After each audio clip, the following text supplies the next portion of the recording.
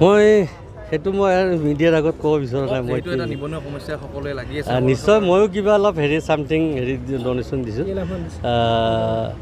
সেইটোৰ পৰা সেইটো আৰু মোক প্ৰশ্ন নকৰিব কিমানখিনি, মই এইটো দুখ পাম।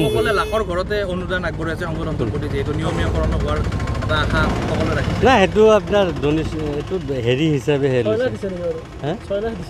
নাই নাই নাই নাই 2 লাখ মান দিছে, দিয়া নাই, 2-3 লাখ মান দিছে। নাই নাই। সংগঠনটো চলাই দিয়াৰ বাবদ কিবা আৰ্থিক অনুদান আপোনালোকে আগবঢ়াইছিল নেকি? সংগঠনটো প্ৰত্যেকজন সদস্যই কিবা অলপ আৰ্থিক অনুদান, যিহেতু এটা সংগঠন চলিব লগা হ'লে কিবা এটা প্ৰয়োজন আছে আৰ্থিক। তেনে ক্ষেত্ৰত নিয়মীয়াকৰণৰ নামত কিবা 2 লাখৰ পৰা 6 লাখ টকা এনেকৈ হৈছে নেকি মানুহৰ পৰা? 1.5 লাখ 2 লাখ একচুৱেলি আৰ্থিক অনুদান হিচাপেহে তেওঁলোকে গ্ৰহণ কৰিছে। 1 লাখ 1.5 লাখ আৰ্থিক অনুদান গ্ৰহণ কৰিছে। আৰ্থিক অনুদান হিচাপে তেওঁলোকে কৰিছে। তেখেতসকলে লৈছে নে মানে কমিটিয়ে লৈছে পইচাটো? কমিটিয়ে কৰিছে, নিয়মীয়াকৰণ হ'ব বুলি আশা কৰিছে। ন কমিটিয়ে তেওঁলোকে এটা কমিটি আলোচনা মৰ্মে যিসকল সদস্য ইয়াত আছে তেওঁলোকক কৈছে যে আপোনাৰ যিহেতুকে কমিটিখন চলোৱাৰ কাৰণে বৃহৎ পৰিমাণৰ পুঁজিৰ প্ৰয়োজন আছে, তেনেহ'লে আপোনালোকে যি পাৰে তেনে ডনেশ্যন কৰিলে নিশ্চয় কমিটিখিনি কামখিনি কৰাত এটা সুফল এটা পোৱাৰ এটা আশা আছে। কিন্তু তেওঁলোকে যিকেইজন ব্যক্তিয়ে কৈছে, এতিয়া তেওঁলোকৰ এতিয়া আমাৰ ইউনিয়নৰ হয় নে নহয় সেইটো সুধি ল'ব লাগিব। এইটো সম্পূৰ্ণ মিছা কথা, কাৰণ এইটো কোনো ভিত্তিহীন, এইটো সম্পূৰ্ণ মিছা কথা। এটা ইউনিয়নত সেইটো কোনো তেনেকুৱা ইমান হেভি চান্দা নালাগে।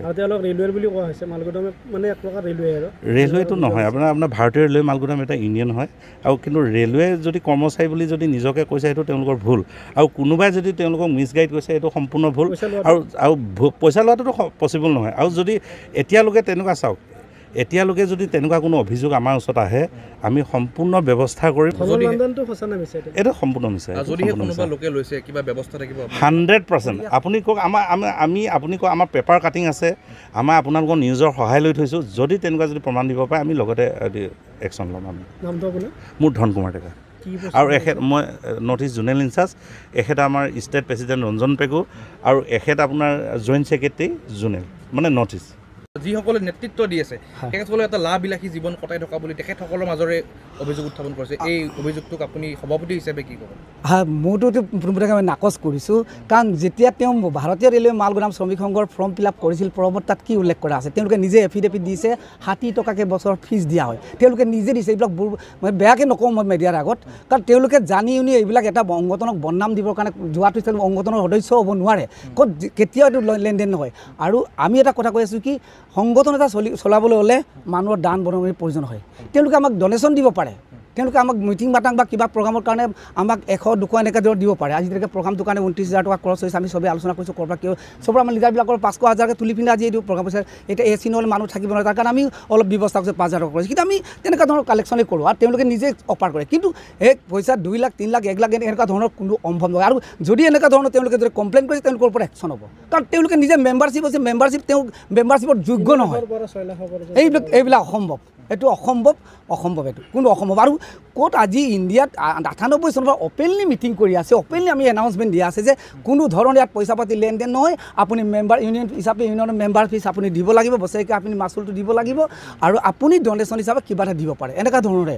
গতিকে ইয়াত তেনেকুৱা ধৰণৰ আমাৰ নাই। কিন্তু আপুনি জানে সংগঠনটো দান বৰঙণিৰে চলে, যদিও আমি তেনেকুৱা ধৰণৰ কোনো চাকৰি নামৰ কিবা নাম নকৰোঁ। আমি ইউনিয়ন কৰিছোঁ, ইউনিয়নৰ চবেই সদস্য হৈ প্ৰতিজন, মই আজি চেয়াৰমেনে হৈছোঁ, দায়িত্ব দিছে, গোটেই ৰাইজে দায়িত্ব দিছে। মোক বাদ দি কোনোবাই বেলেগ এজনো আহিব পাছলৈ। গতিকে আজি মোক দায়িত্ব দিছে বুলি বা আমাক চবক জোৰবস্তি কৰি তেওঁলোকে কোৱাটো অলপ ভুল হৈছে আচলতে। সেইখিনিয়ে মই আপোনালোকলৈ অনুৰোধ কৰিছোঁ। আৰু এই ধৰক আপুনি যিহেতু ক'লে এই অভিযোগটো নস্যাৎ কৰিছে, যদি আপোনাৰ অজ্ঞাতে কোনো অন্য লোকে এইসকল লোকৰ পৰা যদি পইচা সংগ্ৰহ কৰি আছে, সেইসকল লোকে নিশ্চয়কৈ অভিযোগটো আপোনাৰ ওচৰতে আনিব। এই ক্ষেত্ৰত কি ব্যৱস্থা ল'ব? নাই, আমিতো ডাইৰেক্ট একশ্যন কৰিছোঁ। আৰু যিবিলাক যদি তেনেকুৱা ধৰণৰ শুনি আছোঁ, আমি ডাইৰেক্ট কৈছোঁ যে আপুনি যাৰ লগত কানেকশ্যন কৰিছে এই মানুহটোৰ লগত আপোনালোকে যোগাযোগ কৰি আপোনালোকে নিজৰ সমস্যা সমাধান কৰক, আমাক সংগঠনত ঠেলা নিদিব।